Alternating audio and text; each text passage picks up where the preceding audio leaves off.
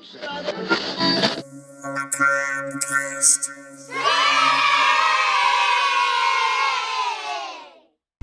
The mummy is on the loose, and he's dancing with the devil. You know what that means? It's time for another episode of Macabre Cast.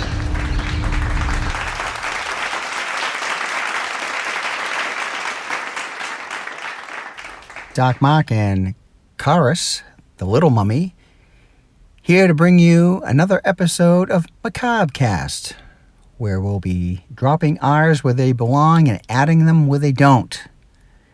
October 13th, Shudder brings back another season of Creepshow, Season 4. Monster Kids, if you haven't seen this show yet and you're a fan of the original Creepshow by Stephen King and George Romero, what are you waiting for? Great series. Very much like the original film. Check it out on Shudder, October 13th. Creepshow, Season 4. I'm sure all the other seasons are on there still, too. Check it out. Doc, we got Grim Kim on the line. She called in again. It's Grim Facts with Grim Kim.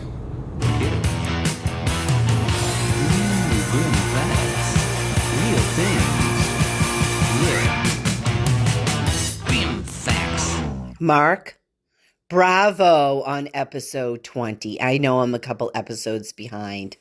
Best one yet. It's informative. There's little tidbits and factoids, histories of movies, opinions on movies. I just enjoy it so. Listen, I'm going to throw in my opinion as far as gateway movies.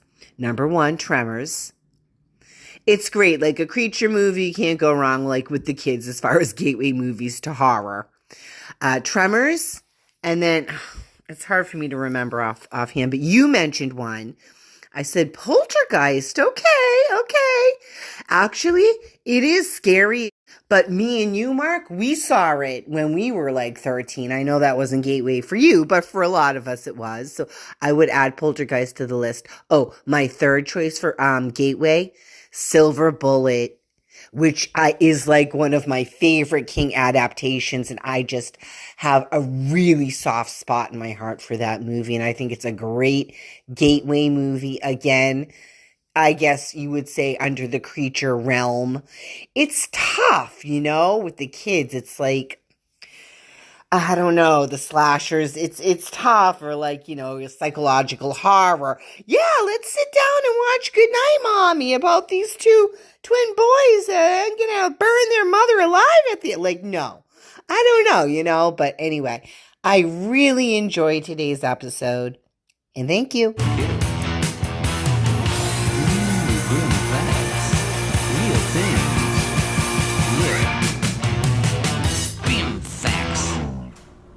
Thank you, Grim Kim. Always good hearing from you. An excellent gateway film suggestions. And yeah, it's funny, I did mention Poltergeist at a different time in the broadcast, but that would be a good gateway. And I'm sure there are many more out there, so keep them coming. And Grim Kim sent in pictures of her Halloween decor. So much for what you said, Karis.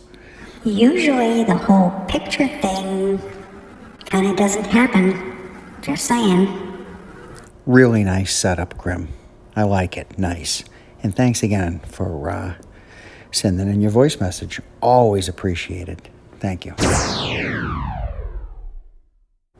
And Larry has also sent in pictures of his Halloween decor. Karis, here's Larry's. Oh, these decorations at both places are so great. Halloween in the air.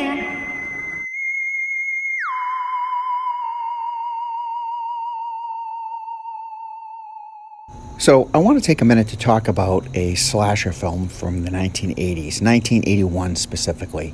Happy Birthday to Me, which I saw this back in the day when it came out, but I revisit once in a while. I have on DVD.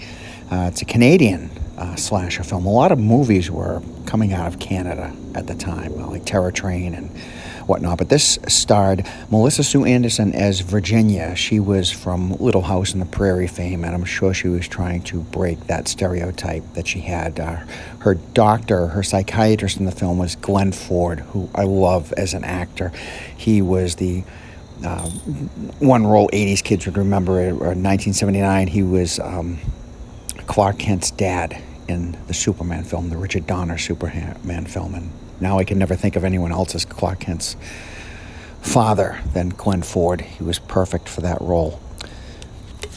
So Melissa Sue Anderson's character, Virginia, her character is one that suffered a tragedy as a child that resulted in a brain surgery, but at this point she's in college and is part of a very popular group at this Crawford Academy known as the Top 10. Who each one of the top 10, each one of her friends begin to disappear one by one. This is a whodunit, who's killing them, and with tons of red herrings and whatnot. But it's as they, like 10 little Indians, as they disappear one by one, the viewer tries to figure out who the killer might be, as we're also subjected to flashback scenes of what happened to Virginia when she was a child. Total fun 80s slasher with some pretty creative murders. So if you haven't seen this one, check it out. Speaking of slashers, what's this about Blumhouse in the news? Well, Jason has not made an appearance in a Friday the 13th film on the big screen for approximately 15 years, and that's because of all those legal battles going on in the courts. And Blumhouse, now that that's kind of getting wrapped up, they really want dibs. They really want to be part of this, bringing Jason back, and I have no problem with that. I like the Blumhouse films. I think they do a good job. I liked what happened with the Halloween, David Gordon Green, and looking forward to the upcoming Exorcist. So if someone's going to take the helm, please let them do it. Frankenstein, The Bride, The Mummy, Dracula, and The Creature from the Black Lagoon are all coming to the big screen at your nearest Showcase Cinema this October. Check your local listings. I know that if you're in the Boston area, most of these are on Sundays at like 4 o'clock, with the exception of The Bride, which I think is during the week. As much as I would love to attend all of these, I'm going to try to at least get 2 under my belt. Very excited about this. So yes, the classic monsters returning to the big screen this October at the Showcase Cinemas. What are you, a psychic or a traffic controller? Go back to The Exorcist. One of the most knowledgeable monster kids around, Gilbert Gottfried. Boy, he surely is missed. Hey, Doc, before you sign off, Anna's been shopping again. Yeah, she got another shirt. She's gonna be caught up to you soon. Oh. Nice. Love the shirt, Anna. Thanks for sharing it with us. Until next time, stay on the road, keep clear of the moors, and beware the moon. But most of all, be good to yourself. This is Dark Mark, signing off. See you soon.